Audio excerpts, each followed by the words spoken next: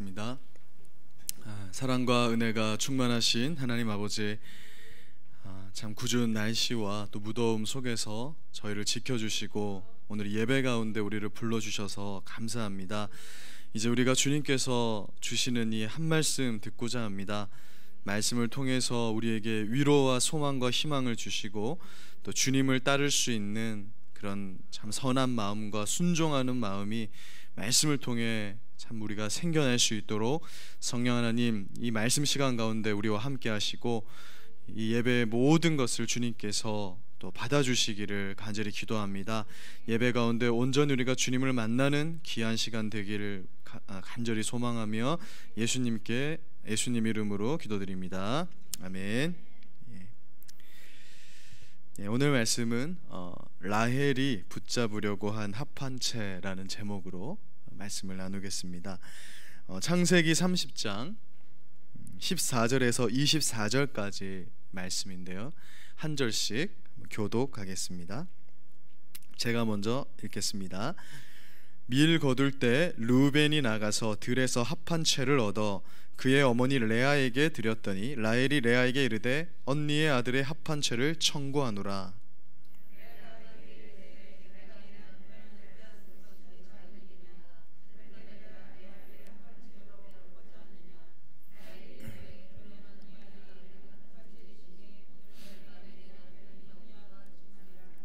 저물 때 야곱이 들에서 돌아오매 레아가 나와서 그를 영접하며 이르되 내게로 들어오라. 내가 내 아들의 합한채로 당신을 샀노라.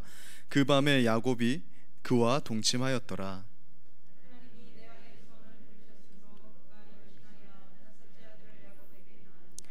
레아가 이르되 내가 내 시녀를 내 남편에게 주었으므로 하나님이 내게 그 값을 주셨다 하고 그의 이름을 이사갈이라 하였으며, 레아가 이르되 하나님이 내게 후한 선물을 주시도다. 내가 남편에게 여섯 아들을 낳았으니 이제는 그가 나와 함께 살리라 하고 그의 이름을 스불론이라 하였으며, 하나님이 라헬을 생각하신지라 하나님이 그의 소원을 들으시고 그의 태를 여셨으므로,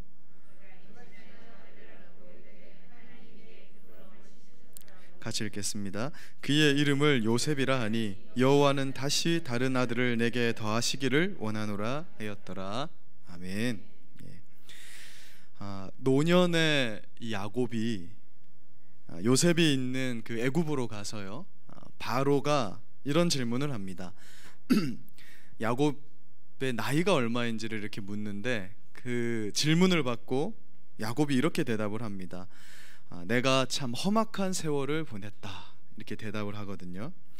자신의 인생이 험악했다라는 이 대답은 자기가 이렇게 하나님의 뜻에 불순종하면서 내 뜻대로 내 힘대로 나름 열심을 내서 이렇게 한번 살아보니까 그 삶이 참으로 힘겨웠다라는 그 인생의 어떤 스토리를 요약하는 그 한마디가 험악했다라는 표현으로 이렇게 나타나게 되는 걸 보게 됩니다.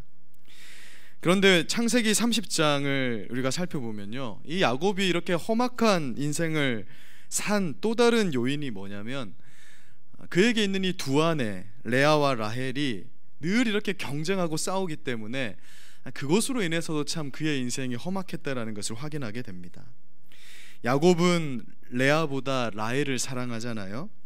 그러나 하나님은 남편 야곱에게 이 사랑을 받지 못하는 레아를 긍휼히 여깁니다.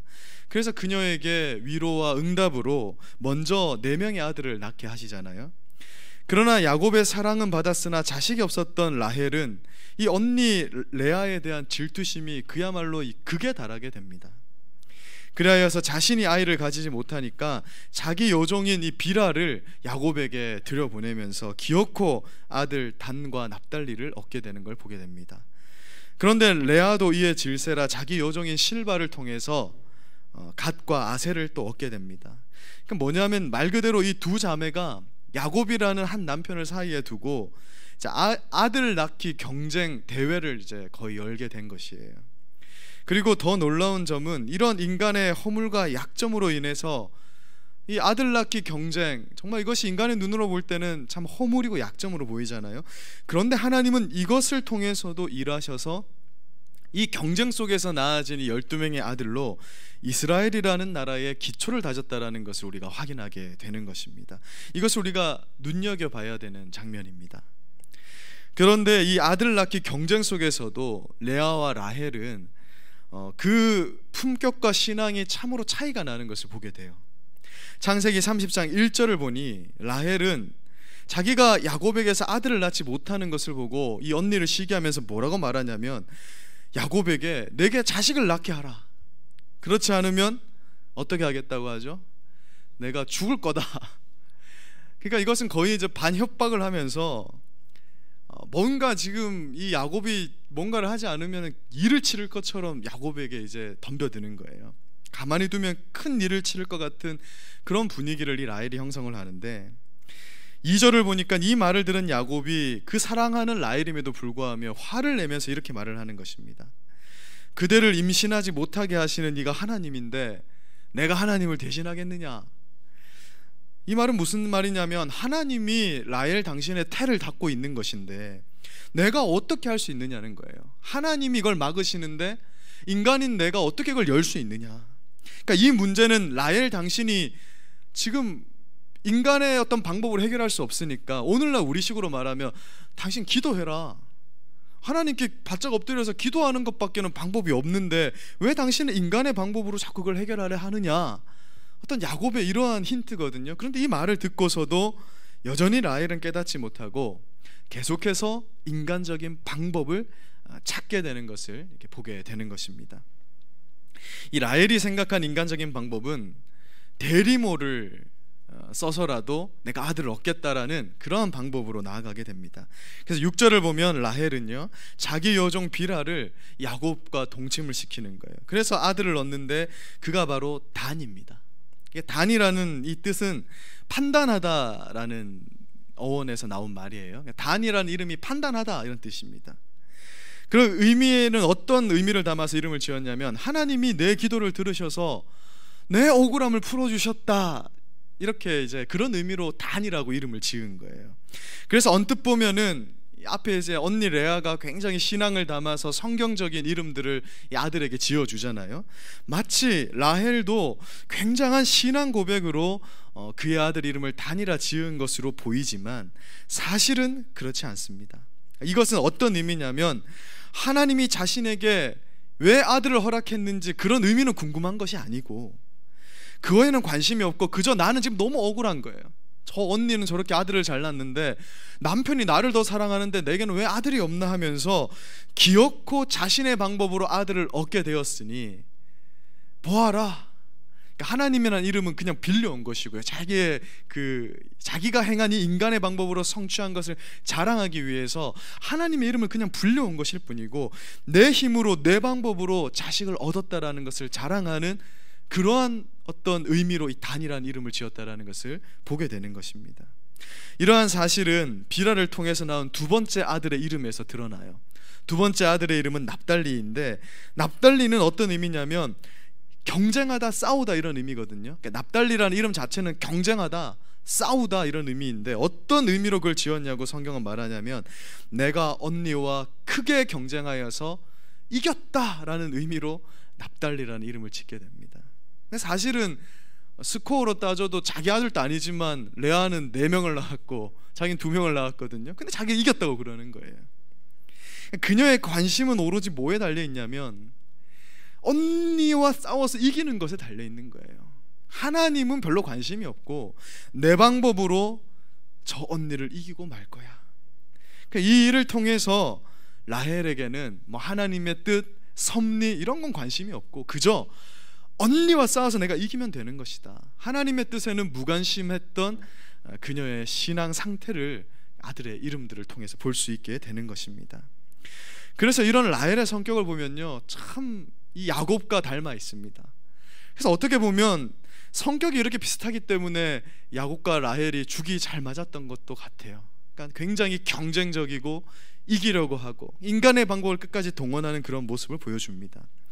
반면 레아는 뭐 라헬과 경쟁하기 위해서 물론 자신도 자기 시녀인 실바를 들여보내서 두 아들을 얻게 되지만 역시나 그 두 아들의 이름에 자신의 신앙을 담아서 하나님에 대한 감사와 기쁨과 소망을 표현하게 되는 것을 보게 됩니다.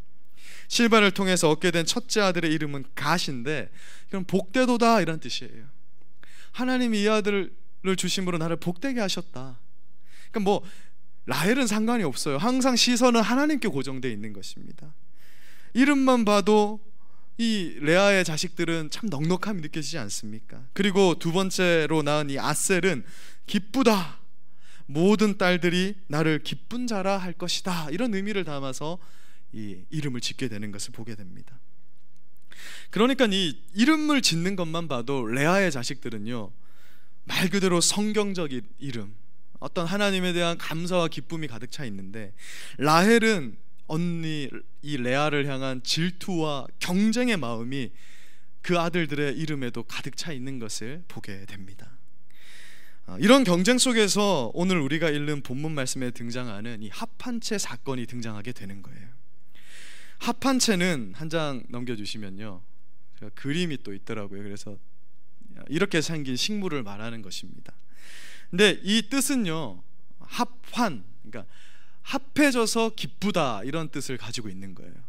그러니까 좀 노골적으로 말하면 남녀가 합해지니까 기쁨이 있게 하는 그런 식물, 이런 의미입니다. 그래서 당시에는 이것이 어떻게 여겨졌냐면 임신을 촉진하게 해주는 그런 식물로 여겨졌다 합니다. 그러니까 왜 그러냐 하면 이 뿌리를 보면 꼭 남녀가 이렇게 부둥켜 안고 있는 것처럼 보이는 거예요. 그래서 이런 속설이 생겨났던 것 같습니다.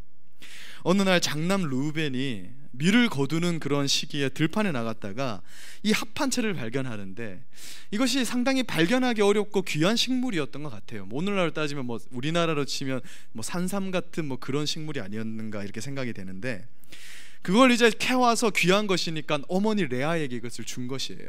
근데 그것을 또 이 눈치 빠른 라헬이 지켜보고 있다가 언니에게 시비를 걸기 시작하는 겁니다. 14절을 보니까 언니의 아들의 합한채를 청구하노라, 이렇게 얘기하는 거예요. 언뜻 읽으면 마치 자기 것도 아닌데 그거 청구한다 꼭 뜻이 이제 자기 것도 아닌 걸 꼭 빼앗는 것처럼 이렇게 보이잖아요. 그런데 사실 이게 우리 번역으로 보면은 라헬이 정말 이 싸가지가 밥 말아 먹은 것처럼 이렇게 느껴지는 그런 뉘앙스지만, 사실은 원어를 잘 살펴보면 이런 의미입니다. 언니, 그 좋은 것을 혼자만 먹지 말고 내게도 좀 나눠줘 하는데, 뭔가 좀 애교도 섞여 있고 약간은 좀 얄미운 그런 거 있잖아요. 아, 언니 그거 좀 줘, 언니가 돼서 그것도 못 주냐, 약간 이런 의미를 담아서 하여튼 뭐 알랑방구를 껴가면서까지 내가 이것을 먹고서라도 아들을 낳아야겠다라는 그런 입장에서 레아에게 이것을 청구하는 것을 보게 되는 거예요. 이제 그런 뉘앙스가 담겨 있는 것입니다. 이에 레아는 뭐라고 말하냐면, 네가 내 남편도 뺏어가더니 이제는 내 아들이 가지고 온 합한채도 뺏어가려느냐, 이렇게 말하면서 합한채 못 준다 이렇게 말하는 거예요. 그러니까 늘 당하며 살았던 레아도 이번에는 아주 강하게 나갑니다. 그러니까 반격이 시작된 거죠. 그러자 라헬은 뭐라고 딜을 하냐면, 오늘 밤 내 남편, 자꾸 이 두 사람 다 자기 남편이라 그러는 거예요. 레아도 내 남편을 네가 뺏어갔다 그러고, 라헬은 내 남편을 오늘 밤은 언니에게 보내주겠다라고 하면서 합한채를 주면 오늘 밤 내 남편 언니에게 보내줄게 하면서 남편 야곱을 놓고 거래를 하게 되는 거예요. 그러니까 이 라헬의 모습이 참 얄밉지 않습니까? 그러니까 이런 것을 보면 참 야곱도 집에 들어가기가 싫었을 것 같아요. 왜냐하면 하루 종일 들에 나가서 양을 돌보고 일하고 오면은 뭔가 좀 따뜻한 가정에서 밥 짓는 그런 냄새와 좀 이런 행복한 가정이 기다리고 있어야 되는데, 늘 질투와 경쟁을 하는 이 두 아내에게 시달려야 되는 그 야곱, 참으로 험악한 세월을 산 것이 맞는 것 같다, 이런 생각이 듭니다. 그렇게 레아와 라헬은 합한 채로 거래를 해서 그날 야곱은 참으로 오랜만에 레아의 장막에 이제 들어가게 됩니다. 우리가 창세기를 읽다 보면요, 분명 하나님께서 복을 주셔서 이 아브라함을 부르시잖아요. 근데 아브라함 가문에는 참 특이한 특징이 하나 있는데, 그게 뭐냐면 아내들이 불임이라는 어떤 그런 좀 안 좋은 특징을 가지고 있는 것을 보게 됩니다. 아브라함의 아내 사라가 그러했고 또 이삭의 아내인 리브가가 그러했는데 야곱 때에 와서는 레아에게 이것이 간 것이 아니고 라헬에게 그런 특징이 가게 된 것을 보게 됩니다. 그런데 라헬은요, 불임의 상태 자체는 이어받게 되는데 무엇을 이어받지 못하냐면 그 조상들이 가졌던, 그 여인들이 가졌던 믿음의 유산은 물려받지 못했던 것 같아요. 사라와 리브가는 어찌되었든 간에 하나님을 믿음으로 그 불임의 기간을 견뎌내서 결국은 하나님께 응답을 얻게 됩니다. 그래서 아들을 얻게 되잖아요. 그러나 라헬의 성격은 전혀 그렇지 않습니다. 그래서 사실은 라헬의 모습이 우리를 굉장히 더 닮아 있는 거예요.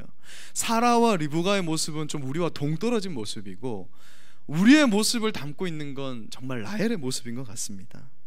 라헬은 어떻게 일을 해결하려 하냐면 끝까지 자기 힘으로 문제를 해결하려고 용을 쓰게 됩니다. 그래서 인간적인 방법으로 자기 여종 비라를 통해서 아들을 낳게 합니다. 그리고 언니에게서 이 임신 촉진자인 화판채를 뺏어서라도 자기의 뜻을 이루고자 하는 거예요. 이것을 우리가 30장 2절 말씀을 토대로 하면, 이게 야곱이 이렇게 2절에서 꾸짖잖아요. 이 말씀을 토대로 하면 이렇게 되는 것입니다. 지금 라헬은 하나님의 계획, 하나님의 시간 이런 건 관심이 없어요. 그거 다 무시하면서 내가 나의 방법과 능력으로 하나님이 까짓것 태를 닫고 있으면 내가 합한 채를 다려 먹어서라도 그 닫힌 태를 내가 열겠다라고 하는 거예요. 하나님이 닫고 있어도 내가 열 수 있다. 끝까지 내 힘과 능력으로 나는 하나님과 대항해서 하나님과 싸우겠다라고 하는 그런 라헬의 신앙, 그 라헬의 삶의 모습을 보여주고 있는데, 그것을 상징하는 것이 바로 이 합한채라는 것입니다. 사실 우리도 하나님과 씨름하면서 이 합한채를 붙잡고자 하는 마음이 있다라는 것이죠. 야곱의 말처럼 자신의 태를 열지 않게 하시는 분이 하나님이라는 것을 깨달았다면 라헬은 그때라도 하나님을 의지하고 하나님께 나아가서 기도해야 했을 것입니다. 그렇게 문제를 해결해야 했겠지만 라헬은 자기가 할 수 있는 데까지 인간적인 방법을 다 한 후에야 겨우 이제 도저히 자기가 할 수 없다라는 걸 깨닫고 나서야 두 손 들고 항복하게 되는 거예요. 그러니 라헬은 언니 레아를 이길 수가 없는 겁니다. 남편을 의지할 수 없어서, 또 남편의 사랑을 받지 못했기 때문에 전적으로 나는 하나님만 의지합니다 하고 살아가는 그 레아를 어떻게 하든지 내 힘으로, 내 능력으로 문제를 해결하고자 하는 라헬은 결코 이길 수가 없었던 거예요. 라헬처럼 하면 레아와 같이 사는 자를 이길 수 없는 것입니다. 야곱을 언니의 침소로 보내면서까지 합한 채를 차지한 라헬이 결국 어떻게 됩니까? 아들을 낳았습니까? 어떻게 됐죠? 합한 채로는 아들을 낳지 못합니다. 참 이 하나님의 어떤 유머, 하나님의 모순, 아이러니를 보게 되는데, 하나님은 이 일을 통해서 자기 힘을 의지하는 라헬을 다시 한번 깨닫게 하십니다. 어떻게 하냐면 합한 채를 얻은 라헬은 결국 그걸로 아들을 얻지 못하고요, 오히려 생산이 끊긴 줄로만 알았던 그 레아가 아들 2명을 더 낳고 딸 디나까지 낳게 되는 그러한 축복을 누리게 되는 거예요. 하나님 이것을 통해서 라헬에게 뭘 보여주냐면, 하나님의 자녀들은 결코 인간의 방법, 인간의 힘으로는 살아갈 수 없다. 하나님을 의지해야만 길이 열릴 수 있다라는 것을 비싼 수업료를 내게 하고 알려주신 거예요. 라헬은 하나님의 인생 수업을 마치고서야 드디어 24절에 와서 드디어 요셉을 얻게 됩니다. 하나님께서 드디어 라헬의 태도 열어주신 거예요. 그런데 라헬의 태를 왜 열어주셨냐라고 말하냐면 이렇게 말씀합니다. 함께 창세기 30장 22절 말씀을 한번 읽어보겠습니다. 시작.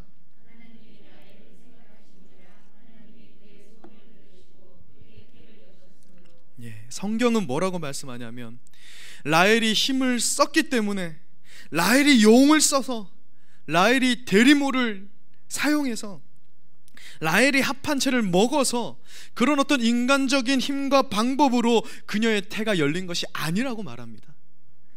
그저 하나님이 라헬을 생각해서 이제 라헬에게 어떤 마음이 생겼냐면, 내 방법으로는 안 되는구나, 하나님 도와주셔야 되는구나라는, 그래서 하나님에 대한 마음의 소원이 이제 겨자씨만큼 생긴 거예요. 어쩌면 하나님께 기도해야 되는구나, 여러분, 근데 라헬까지 이렇게 가면 안 됩니다. 근데 그때야 그 마음을 들으시고 그 소원대로 그의 태를 여셨다 말씀하는 거예요. 사랑하는 여러분, 이처럼 신자는 내 힘과 내 능력으로 살아가는 자가 아니라는 것입니다. 하나님이 여셔야 열리기 때문에 하나님을 의지해야 됩니다. 사업이 닫혀 있으면 하나님께 나아가야 되는 거예요. 위기의 순간에 하나님을 찾아가라고 성경은 끊임없이 말합니다. 그때 내가 찾기 쉬운 방법, 나를 도와줄 수 있을 것 같은 인간을 찾아가서 뭐 그런 어떤 방법을 강구해서, 모르겠어요, 하나님 모르는 세상 사람들은 그게 가능할지 모르겠지만 하나님의 자녀들, 성도들은 그런 방법으로 살아갈 수 없다라는 것을 라헬의 이 사례를 통해서 하나님은 보여주고 계신 것입니다. 앞서 합판체는 인간의 노력과 방법을 상징하는 도구라고 말씀드렸잖아요. 하나님은 비싼 수업료를 치른 라헬의 인생을 보여주면서 우리에게 이렇게 말씀하는 겁니다. 인간의 방법은 문제의 해결점이 되지 못한다. 그리스도인들은 인간의 방법으로 사는 자들이 아니라 하나님만을 의지하며 살아가는 자들이다라는 것입니다. 그런데 우리가 이 두 자매의 자녀 낳기 경쟁을 통해서 정말 놓치지 말아야 하는 부분이 하나 있습니다. 그것은 하나님은 이 두 자매의 갈등을 통해서 결국에는 무슨 뜻을 이루시냐면 이스라엘의 토대가 되는 이스라엘의 기초를 12명의 아들을 통해 만드셨다라는 거예요. 얼마나 지저분합니까? 사실 이것이요, 우리가 이걸 그냥 드라마로 만들었다 생각해 보세요. 이거는 드라마로도 안 돼요. 이 정도 막장이 되면 이 방송통신위원회 이런 거 통과를 못 해요. 정말 이 같은 자매이면서도 경쟁하는 그 인간의 그런 어떤 허물과 약점과 죄악을 통해서도, 그런데 하나님은 결국 무엇을 이루었냐면 하나님의 나라의 모델이 되는 이스라엘의 토대를 삼았다라는 것이에요. 이것이 우리가 주목해야 되는 것입니다. 이것이 무엇을 말하는 것이냐면 하나님의 역사라는 것은 결국에는 예수 그리스도가 전파된다라는 그 최종적 목적지를 향해서 나아가면서 인간의 허물과 약점과 어떤 그런 경쟁과 그런 것으로 주저함이 되거나 취소함이 되거나 포기되는 것이 있을 수 없다라고 우리에게 말씀하고 있는 거예요. 우리 신앙에서 가장 중요한 핵심 중에 핵심이라는 것입니다. 우리 함께 빌립보서 1장 18절 말씀 한번 읽어볼까요? 시작. 그러면 무엇이냐, 거칠애로 하나 참으로 하나 무슨 방도로 하든지 전파되는 것은 그리스도니 이로써 나는 기뻐하고 또한 기뻐하노라. 이게 사도 바울이 빌립보 교회에 편지를 쓰면서요, 이 18절 말씀을 기록을 하는데, 이 배경이 어떤 것이냐면, 여러분, 빌립보 교회는 어떤 특징을 가지고 있냐면, 이 바울이 이 로마에서 재판을 받기 위해서 가택연금을 당합니다. 그러니까 감옥에 완전 갇힌 것은 아니지만 어떤 집에 들어가서 이제 나오지를 못하는 거예요. 가택연금이라고 합니다. 우리가 흔히 이제 감옥에 갇혔다, 옥중이다 해서 앳빌 골모를 이제 옥중서신이라 하잖아요. 옥중에서 쓴 편지인데, 당시 빌립보 교회는 루디아라는 현지 그 여성에 의해서 세워진 교회입니다. 루디아의 집에서 시작된 가정교회가 이 빌립보 교회거든요. 그래서 빌립보 교회의 특징은 뭐냐면, 이 루디아뿐만 아니라 아시는 분은 잘 아시는 그 유오디아 그리고 순두계와 같은 여성들이 중심이 되어서 세워지는 교회가 됩니다. 그렇기 때문에 교회 안에서 여성들의 파워가 굉장히 강했던 거예요. 오늘날 교회로 치면 장로님들이 힘이 하나도 없어요. 권사님들이 그냥 다 알아서 그냥 일을 처리하는 그런 교회인 거예요. 그러면서 특히 유오디아와 순두계를 중심으로 파가 나뉘어져 있는 교회인데, 그래서 늘 다툼이 있는 교회, 문제가 있는 교회의 대표적인 교회가 바로 빌립보 교회였습니다. 유오디아와 순두계의 경쟁이 근데 무엇을 보여주냐면, 마치 오늘 본문 말씀에 레아와 라헬의 경쟁을 보는 것 같아요. 그런데 사도 바울이 투옥이 됩니다. 근데 빌립보 교회에서 어떠한 현상이 벌어지게 되냐면, 바울이 투옥돼서 좋다라는 그룹과 바울이 투옥됨으로 인해서 시험에 빠지는 그룹이 생겨나게 됩니다. 평소 바울을 싫어했던 빌립보 교회 성도들은요, 봐라, 저놈 바울이 늘 저렇게 나서고 혼자 지멋대로 하다 보니까 하나님이 감옥에 가둬놨다. 그러면서 뭐라고 얘기하냐면, 바울이 없는 자리를 우리가 메꾸자, 이제 이 교회는 우리가 중심이 돼야 된다 하면서 열심히 복음을 전하는 거예요. 예, 그러니까 바울이 갇히니까 바울을 싫어하던 자들이 속 시원하다, 우리가 이제 나서자 하면서 복음을 전하게 됩니다. 그러면서 또 한편에서는 그 반대편 바울을 따르던 자들은 바울 선생님이 없는 자리를 우리가 메꿔야 하지 않겠느냐, 우리가 더 열심히 복음을 전하자 하면서 빌립보 교회에 복음 증거의 경쟁이 일어나게 되는 거예요.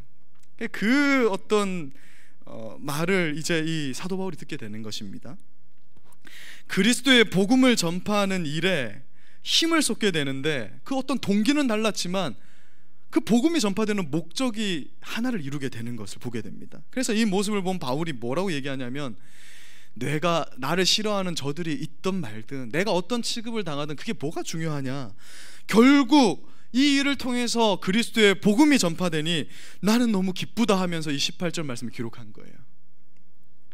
사랑하는 여러분, 하나님의 자녀들인 우리가 이러한 사도 바울의 이 마음 자세, 이 넉넉함이 있어야 하지 않겠습니까? 특히 오늘날에는 더욱 이 사도 바울이 가진 이 영적 시선이 필요한 것 같아요. 인간은 모두 자기 생각이 옳다고 생각합니다. 우리가 가만히 생각해 보면요, 사람들은 말할 때 다 이렇게 말해요. 내 생각은 옳은데 쟤만 생각을 나처럼 바꾸면 이 교회가 잘 돌아갈 거라 생각합니다. 내 생각은 옳고 내가 속한 그룹은 옳다, 권사에는 옳은데 당에는 왜 저런지 모르겠다, 우리 1 남성교회는 잘하는데 저 1 여전도회는 왜 저런지 모르겠다, 이게 인간의 본성이라는 거예요. 여러분, 우리 교회는 장로교잖아요. 그러니까 장로교 목사님들은 늘 모이면 장로교 신학이 최고인 거예요. 그냥 우리 신학이 최고고요, 감리교회 가면 감리교 신학이 최고고요, 침례교, 순복음교 가면 또 자기네들 교회의 신학이 최고인 거예요. 그러면서 살아갑니다. 그러면서 때로는 경쟁하고 시기하며 다투는 거예요. 이렇듯 인간은 누구나 언제나 네 편 내 편을 따지면서 살아갑니다. 그리고 그러다가 진영 논리에 빠져서 허우적거리는 걸 우리가 얼마나 많이 발견하게 됩니까? 오늘날 한국 사회가 그러하고요, 심지어 복음을 중심에 놓고 좌로나 우로나 치우치면 안 되는 이 한국 교회마저도 얼마나 두 파로 갈려져 가지고 네가 옳으니 내가 옳으니를 가지고 싸우는지를 몰라요. 그래서 막 좌파 교회가 있고 우파 교회가 있고, 여러분, 하나님의 교회가 좌파 교회가 있고 우파 교회가 어디 있습니까? 좌로나 우로나 치우치면 안 되는 게 하나님의 교회인데요, 중심을 잡고 있어야 되잖아요. 이런 모습이 레아와 라헬의 경쟁과 다를 것이 없다라는 것입니다. 참 죄송한 말이지만 이런 분들을 보면 이 하나님에 대한 믿음이 부족한 것 같아요. 하나님을 안 믿는 것은 아니지만 이 세상을 주관하시면서 결국에는 교회와 성도들에게 승리를 주시고 좋은 것을 주시는 그 하나님에 대한 믿음이 부족한 것처럼 보인다는 말입니다. 여러분, 나의 반대편의 선자들이 이기면 이 세상이 망하고 내가 가진 생각대로 돼야 하나님의 교회가 바로 선다라고 생각하는 것이 사실 얼마나 교만한 생각이냐는 거예요.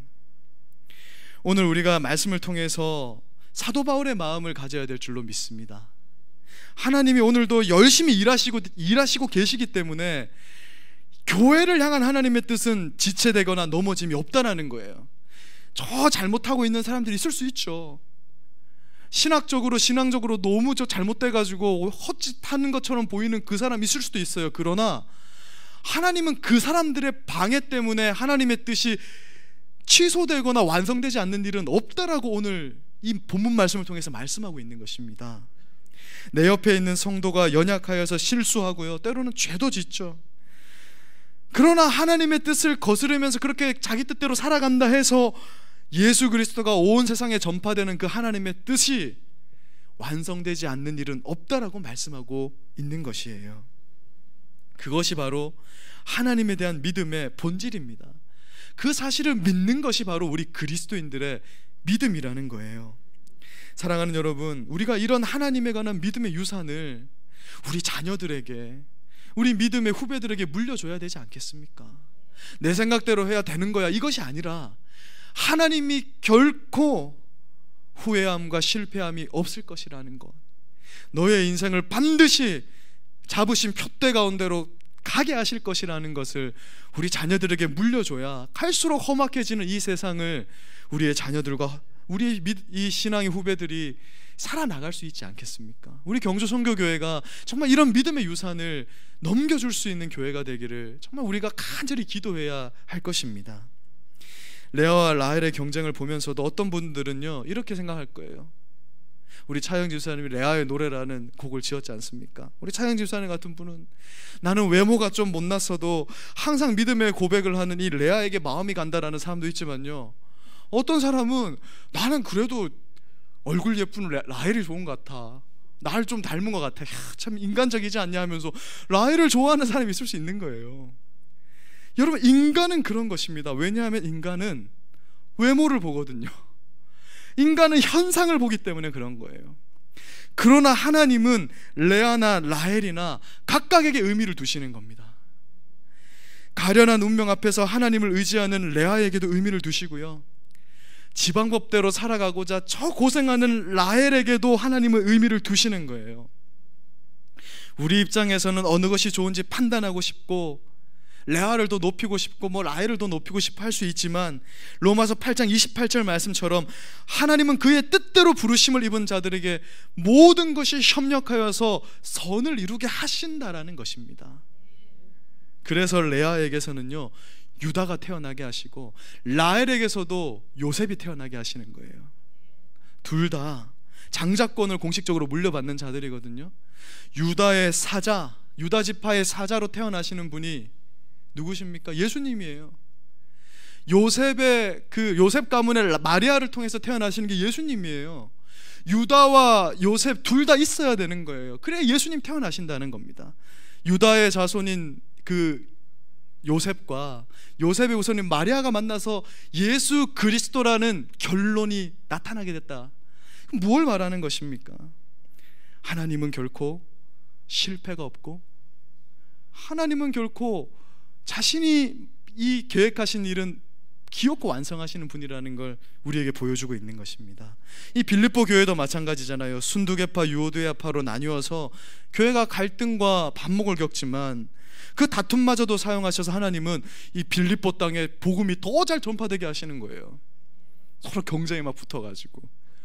하나님이 하시는 일이 이러하다. 그래서 우리에게는 무엇이 필요하냐면 이것을 바라봤던 사도 바울과 같은 믿음과 그 넉넉함과 그 하나님에 대한 그 시선이 우리에게 필요하다라고 말씀하고 있는 것입니다. 말씀을 마무리하겠습니다. 사랑하는 여러분, 우리가 이 세상을 살 동안에는 아마 내가 원하는 대로 부를 쌓게 되거나 명예를 가지게 되거나 또 모든 사람이 나를 사랑하거나 항상 건강하거나 그렇게 될 수는 없을 것입니다. 시간이 지나면 우리의 몸은 고장이 나고요, 젊은 날 가졌던 그 꿈이 우리가 하나님 나라에 가까워질수록 조금씩 사그러져 가는 건 당연한 이치 아니겠습니까? 재정이 어려울 때가 있고 자녀가 속을 썩일 때가 있다는 것입니다. 왜냐하면 이 땅은 불완전하기 때문에 그런 거예요.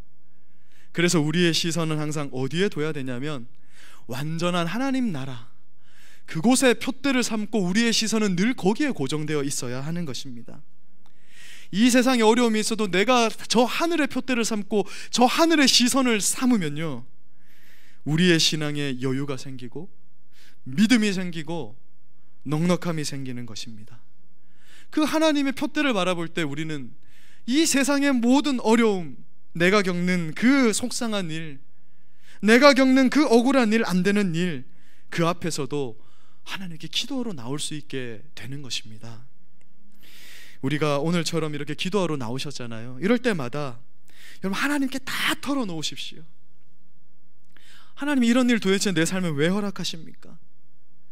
내 삶 가운데 일어나는 이 일의 의미가 무엇입니까? 하나님께 징징대시는 거예요. 그냥 하나님께 다 토설하시고 정말 속상해 죽겠다고 하나님께, 하나님 진짜 이게 무슨 의미냐고, 의미가 있긴 하냐고 하나님께 다 토해내고 나면 우리가 무엇을 보게 되냐면 하늘을 이제 바라보게 되는 것입니다. 그러면 또다시 힘을 얻고요, 용기를 얻고 내일 뜨는 아침에 우리는 다시 이 세상을 하나님에 대한 믿음을 가지고 살아나갈 수 있게 되는 것입니다. 그렇기 때문에 우리는 오늘도 기도하는 것입니다. 한 주 내내 어떤 인간 때문에 속상하시죠? 풀리지 않는 인생의 문제 때문에 힘드셨을 것입니다. 오늘 우리가 함께 기도하실 때 한번 하나님께 징징거려 봅시다. 하나님, 정말 이게 뭐냐고 묻고요, 해결해 달라고, 불쌍히 여겨 달라고 기도할 때, 그렇게 우리가 손에 쥐고 있던 걸 다 놓고 하나님 앞에 두 손 들고 항복하고 나아갈 때, 라헬의 태를 열어주신 그 하나님, 우리 인생의 문제를 오늘 밤 열어주실 줄로 믿습니다. 우리가 오늘 합한 채를 라헬과 같이 찾는 것이 아니라 하나님을 찾으시는 그 믿음과 소망과 용기를 오늘 기도하신 가운데 얻으시고 가시는 밤이 되기를 간절히 소망합니다. 우리 같이 아까 드렸던 새롭게 하소서 같이 한번 찬양 드리고 같이 한번 기도하도록 하겠습니다.